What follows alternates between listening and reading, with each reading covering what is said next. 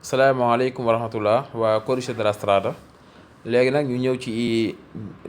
catégorie bu mujj ci suñu leçon ñun maanaam ñi nga xam ne patente bii la ñuy def muy patente di catégorie BE.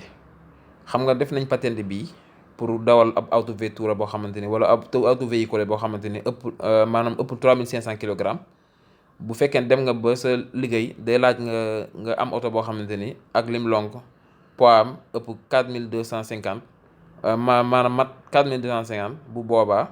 da nga war a am lu ñu woowe patente bii kon patente di catégorie bii kon codice armonizzato 96. léegi nag loolee nag bu fekkee da ngay dawal lu ko ëpp bu boobaa patente BE moom nga war a am. mu ne la patente di categoria B è abilita a condurre complessi di veicoli mu ne daf lay permettre nga dawal complexe baatu complexe boo nga ko déggee nag mooy véhicule boo xam ne dafa taxawee nii ci ginnaaw mu lonk ab beneen véhicule ab remorque wala lu mel noonu loolu moo tudd complexe de véhicoli. mu ne BE daf lay permettre nga dawal complexe de véhicoli boo xam ne di ko composé mooy auto veicolo boo xam ne poids maximum autorisé boo xam ne bu mu ëpp 3500 kilogrammes ba pare mu lonk ab remorque boo xam ne moom tamit poids maximum bu mu ëpp 3500 kg. anche se la massa del complesso veicolare è superiore a 4250 même bu fekkente ni sax complesso bi maanaam auto veicolo bi ak remorque bi ëppal na 4250 kg. en tout cas daal benn bu ci nekk bu mu ëppal 3500 kg. mu ne limitazione della patente nella patente B kon codice armonizzato 96 mooy 4250 mooy si limitation patente B kon codice armonizzato 96. mu ne può essere conseguita anche a 18 anni di età. mu ne mën nga dem wuti ko boo amee 18 ans sax mën ngaa wut patente B kon patente BE. successivamente alla patente B o patente B con codice armonizzato 96 maanaam ginnaaw ba nga amee patente B mën ngaa dem wut ko wala ba nga amee patente B 96 mën ngaa dem wuti patente BE. abilita quindi anche alla guida dei veicoli che si possono condurre con le patenti di categoria AM. kon boo ko amee mën ngaa dawal véhicule yi nga xam ne mën nañ ko dawalee patente AM patente B1 patente B ak patente B con codice armonizzato 96. mu ne attenzione nag questa patente non può essere presa contestualmente alla patente B wala patente B96 maanaam mënoo xëy rek ne damay dem wuti patente mosoo am permis ne man damay dem wuti patente B nga xam ne dañ koy amaale ak patente B wala patente B96 déedéet da ngay njëkk am benn soo ko am da ngay njëkk am patente B en même temps boo ko amee mën ngaa dem wuti BE wala nga am patente B96 en même temps nga dem wuti BE waaw noonu lañ koy wutee. boo ñëwee ci ay demande am ci quiz bi moom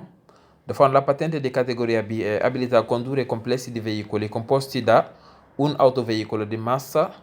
massima autorizzata fino a 3500 kg e da un rimorchio di massa fino a 3500 kg. mu ne patente BE daf lay permettre nga dawal complessi de véhicule complessi wax naa leen ni mooy véhicule bu lonk beneen véhicule boo xam ne li ko composé mooy auto véhicule boo xam ne poids am bi ñu ko autorisé ëpp 3500 kg mu lonk ab remorque boo xam ne moom it ëppalu 3500 kg.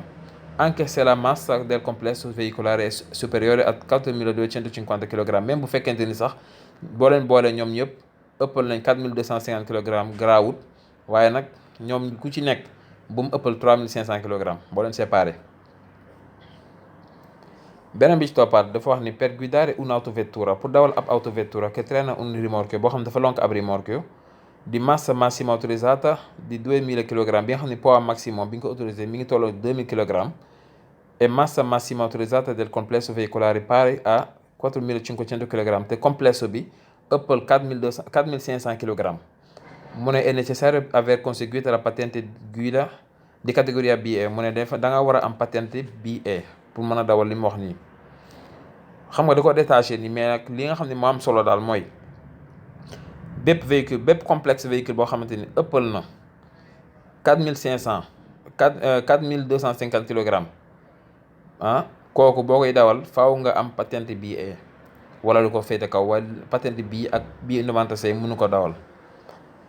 beneen bi dafa wax ni la patente di categoria BE abilita a condurre autotreni composti da un veicolo di massa massima autorizzata fino a 3500 kg. mu ne patente BE daf lay permettre nga dawal autotreni bi nga xam ne li ko composé autotreni mooy oto bu lonk remorque rek boo xam ne li ko composé mooy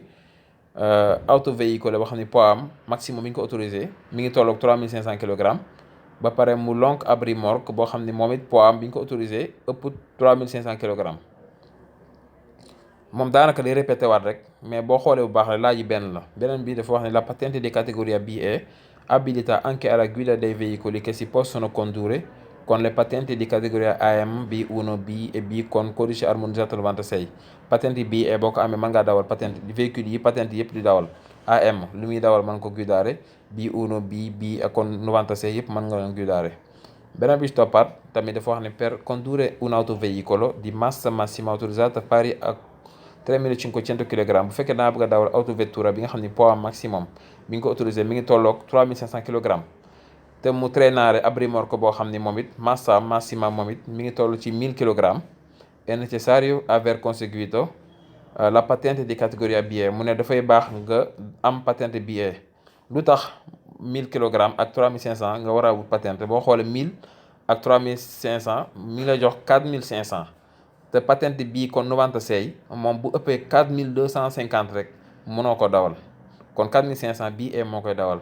loolu rek mooy difficulté yi am ci patente yi bu ngeen ko mënee ràññee rek séparé daanaka rek da ngeen comprendre. waaw li tax ñu def vidéo bi nag dafa am ñoo xam ni dañoo am difficulté pour mën a définir classe patente yi bu ci nekk li muy dawal lu mu war a daw mais yi boo ci concentré woon nii rek da nga ko comprendre ndax compliqué wut. ok jërëjëf beneen yoon.